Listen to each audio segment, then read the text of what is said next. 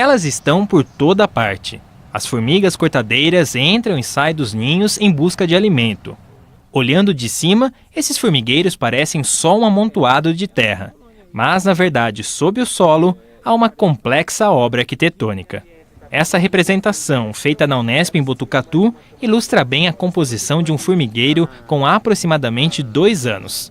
O ninho começa com a fundação, a rainha faz um pequeno ninhozinho, né? Ela cava esse ninho sozinha, ela cava, fica mais ou menos a uns 18 centímetros de profundidade na média, em relação à superfície do solo. Depois nascem as operárias, essas primeiras operárias já constroem um canalzinho, aumentam a primeira câmara, né? Depois nascem mais operárias ainda, essas outras operárias vão construir mais canais, mais câmaras e assim será o crescimento. Maior população, maior o tamanho do ninho. Eles podem ser comparados a uma cidade, onde as câmaras são as casas, locais de abrigo. Já esses canais ou túneis funcionam como as ruas, os caminhos para as formigas se movimentarem. Toda essa estrutura fica enterrada no solo, em uma distância que pode chegar a 8 metros de profundidade. Toda essa arquitetura é força de trabalho de milhares de indivíduos, né? As formigas, elas não têm uma planta, como nós temos uma planta de construção da casa, que nós podemos ler essa planta e falar, faça assim, faça desse jeito, constrói o meu quarto aqui, minha cozinha aqui. Elas não têm. Elas são regidas por estímulos. Estímulos da umidade do solo, do geocentrismo, né? Esses estímulos todos, né, vão produzir no final aquilo que nós conhecemos, aquela complexidade que nós conhecemos. Luiz Carlos estuda o modo de vida das cortadeiras há 40 anos. Ele também coordena o LISP, o Laboratório de Insetos Sociais Praga, ligado à Faculdade de Ciências Agronômicas. Formado por alunos de graduação e de pós, o grupo desenvolve pesquisas sobre o modo de vida e o comportamento das 4 espécies de formigas cortadeiras, comuns no estado de São Paulo, também conhecidas como saúvas. Neste experimento, por exemplo, é possível entender como é feito o transporte de folhas para o ninho.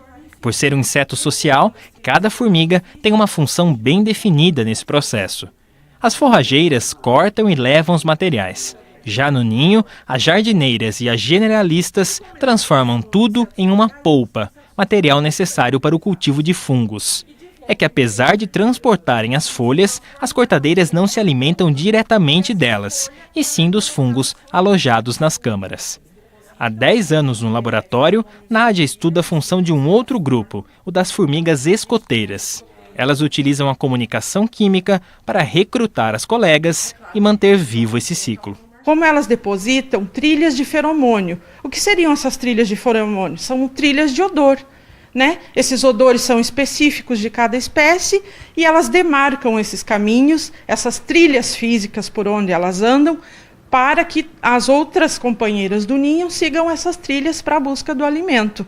São informações úteis que podem evitar perdas na produção agrícola e manter a população de formigas sob controle. Numa situação em que você vai fazer um controle de formigas cortadeiras, que normalmente a gente usa as iscas tóxicas, então, se você, por exemplo, interromper essa trilha química que elas buscam o alimento, normalmente vai formar grande quantidade de formiga nessas trilhas, elas já estão com essas trilhas demarcadas e elas não vão, por exemplo, levar a isca tóxica que você colocou. Então, essas iscas, a gente tem que conhecer essas trilhas para sempre colocar essas iscas tóxicas ao lado das trilhas, nunca em cima. Por quê? As formigas, elas exploram esse ambiente, e explorando o ambiente, elas vão acabar encontrando. Então, é importante a gente conhecer a biologia toda da espécie, das espécies de maneira geral. Na mesma linha, Gabriela quer entender como ocorre a contaminação dos insetos pela sulfuramida, um inseticida mais eficaz no combate ao crescimento desequilibrado das formigas. Para isso, ela utiliza uma substância colorida, inofensiva, e que substitui o produto nos testes. A gente sabe, né, que elas processam essa isca que é oferecida para elas que é a principal forma de controle, e elas vão carregar essa isca para o interior do ninho e vão processar. Elas processam essa isca da mesma maneira que elas processam uma folha vegetal, por exemplo. Então elas vão repicar, elas vão lamber, deixar bem hidratada essa isca. E nesse processo, ela já está se contaminando, elas estão ingerindo o inseticida. E aí, depois a gente faz uma avaliação dessas operárias, né? Então, a gente coleta uma porcentagem de operárias e avalia as estruturas morfológicas.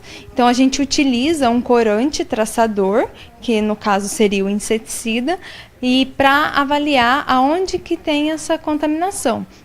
E aliado aos comportamentos de processamento, elas também realizam a autolimpeza, então elas mesmas se limpam e elas limpam umas às outras. E nesse processamento também é importante, nesse comportamento de limpeza, também é importante para a contaminação.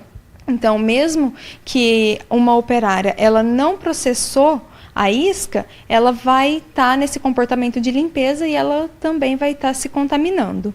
O resultado do estudo pode servir como base para a descoberta e a produção de novos inseticidas. A substância precursora dessa substância, que é a eficiência, que é bastante eficiente, que é a sulfuramida, ela tem uma exceção de uso, né? Então, por enquanto, ela pode ser usada ainda. Por problemas de contaminação de água, de solo, né, do ambiente, né? Então, o que se quer fazer? Substituir essa substância por substâncias menos impactantes ao solo, à água, que não deixe resíduo na água, no solo. Mas Forte lembra que as formigas cortadeiras são importantes para o funcionamento da natureza e reforça que a missão do laboratório não é exterminar a população de saúvas, mas sim criar condições para uma relação harmoniosa. O objetivo não é extinguir as formigas cortadeiras, é controlar, fazer um manejo bastante adequado. Só uso inseticida quando eu preciso, na dose certa, sem causar problemas ambientes para o homem, né, para os animais, né, para as águas, né, sem poluir nada.